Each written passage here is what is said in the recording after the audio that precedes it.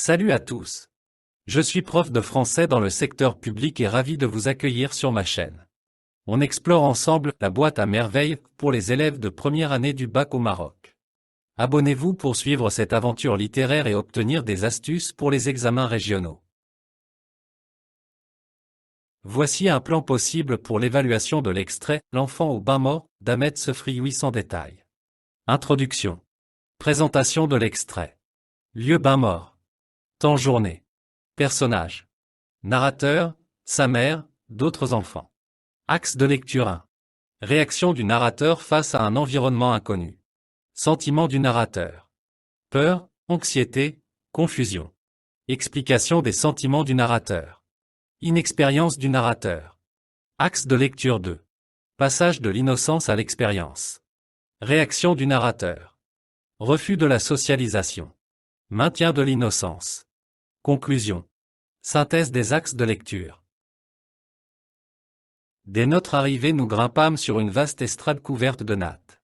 Après avoir payé 75 centimes à la caissière, nous commençâmes notre déshabillage dans un tumulte de voix aiguës, un va-et-vient continu de femmes à moitié habillées, déballant de leurs énormes baluchons des caftans et des mansourias, des chemises et des pantalons, des haïques à glands de soie d'une éblouissante blancheur. Toutes ces femmes parlaient fort, gesticulaient avec passion, poussaient des hurlements inexplicables et injustifiés. Je retirai mes vêtements et je restai tout bête, les mains sur le ventre, devant ma mère lancée dans une explication avec une amie de rencontre. Il y avait bien d'autres enfants, mais ils paraissaient à leur aise, couraient entre les cuisses humides, les mamelles pendantes, les montagnes de baluchons, fiers de montrer leur ventre ballonné et leurs aises grises. Je me sentais plus seul que jamais.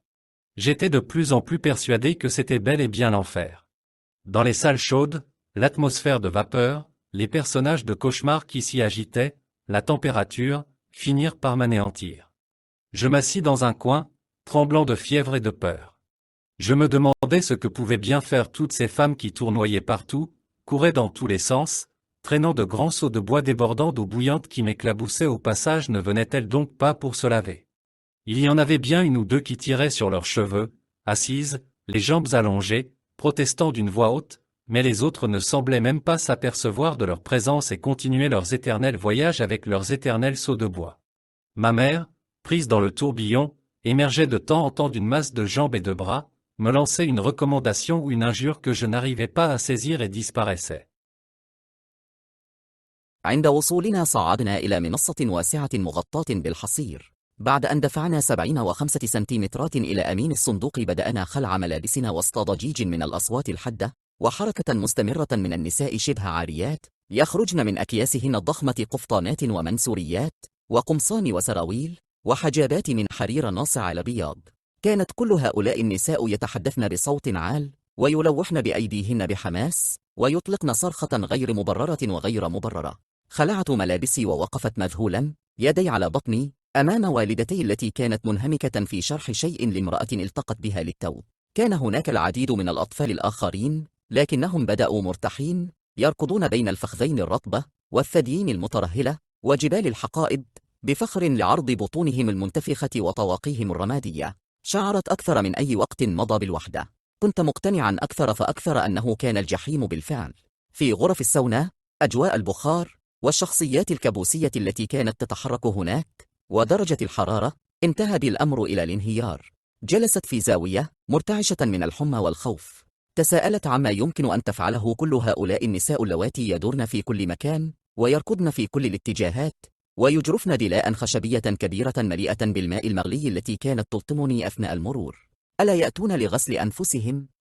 كان هناك واحدة أو اثنتان فقط يشدان شعرهما، جالسين، ساقاهما ممدودة، محتاجات بصوت عال، لكن الآخرين لم يبدوا أنهم يدركون حتى وجودهم واستمروا في رحلاتهم الأبدية مع دلائهم الخشبية الأبدية.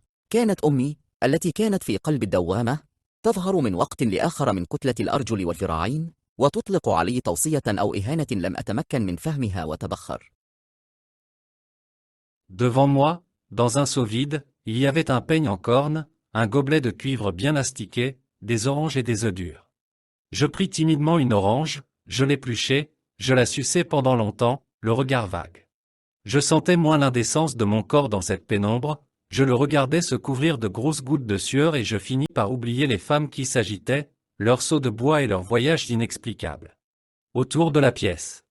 Ma mère fondit sur moi. Elle me plongea dans un seau d'eau, me couvrit la tête d'une glaise odorante et malgré mes cris et mes larmes me noya sous un flot d'injures et de feu.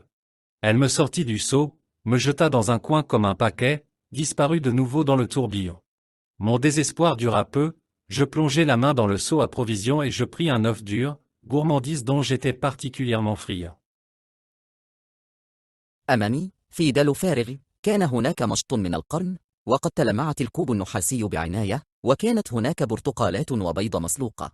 أخذت بحذر برتقالة واحدة، قمت بتقشيرها وأمضيت وقتا طويلا أمص فيها، نظري طافح. شعرت بأن جسدي أقل من تكشفه في هذا الظلام. نظرت إليه وهو يتغطى بقطرات كبيرة من العرق، وانتهيت أخيرا من التفكير في النساء اللواتي كن يتحركن ويلفن حول الغرفة مع دلاء الخشب ورحلاتهن الغامضة حولها. انقضت والدتي فجأة علي، حطمتني في دلو ماء، وقامت بتغطية رأسي بعجينة عطرية، وعلى الرغم من صراخي ودموعي، قذفتني تحت تيار من الشتائم والنيران. سحبتني من الدلو، وألقتني في الزاوية كوكيلا، واختفت مجددا في الدوامة. لم يستمر يأسي طويلا، فإنني غمرت يدي في دلو الطعام وأخذت بيضة مسلوقة، وهي لذة كنت أحبها بشدة. Évaluation. Question 1. Où se déroule l'action de cette partie du texte? Réponse 1. L'action se déroule dans un bain mort, un lieu de bain public. Question 2. Comment le narrateur se sent-il dans le bain mort? Réponse 2. Le narrateur se sent mal à l'aise et anxieux. Il décrit l'atmosphère comme étant étrange et oppressante. Question 3. Pourquoi le narrateur a-t-il pensé que le bain mort était l'enfer la première fois qu'il a entendu les voix des femmes et des pleurs d'enfants? Réponse 3. Le narrateur a fait ce lien parce qu'il a entendu des voix similaires à celles que son père avait évoquées en parlant de l'enfer. Cela l'a effrayé. Question 4. Comment les autres enfants se comportent-ils dans le bain mort? Réponse 4. Les autres enfants semblent à l'aise et jouent, indifférents à l'atmosphère que le narrateur trouve perturbante. Question 5. Comment le narrateur perçoit-il l'odeur du bain mort? Réponse 5. Le narrateur perçoit l'odeur comme une odeur de péché. Il trouve que l'atmosphère du bain mort est chargée d'une ambiance étrange. Question 6. Comment le narrateur se sent-il physiquement dans le bain mort? Réponse 6. Le narrateur décrit qu'il a des tremblements de fièvre et de peur. Il ressent de l'anxiété et de la peur face à l'atmosphère du bain. Question 7. Que fait le narrateur pour se calmer dans le bain mort? Réponse 7. Le narrateur mange une orange pour se calmer et se sentir moins indécent. Il décrit comment il oublie momentanément l'agitation des femmes et la pénombre. Les axes de lecture. Axe de lecture 1. Environnement hostile. L'enfant fait face à un environnement effrayant au bain mort, révélant ses premières appréhensions. Axe de lecture 2. Socialisation et perte d'innocence. La visite au bain mort marque le passage de l'innocence à la compréhension des normes sociales, illustrant le processus de socialisation. Trace écrite. Le narrateur est un enfant marocain qui est terrifié par l'expérience d'aller au bain mort. Il compare l'expérience à l'enfer. Il se sent perdu et isolé dans ce lieu qu'il ne comprend pas. Je vous remercie d'avoir regardé cette vidéo jusqu'à la fin.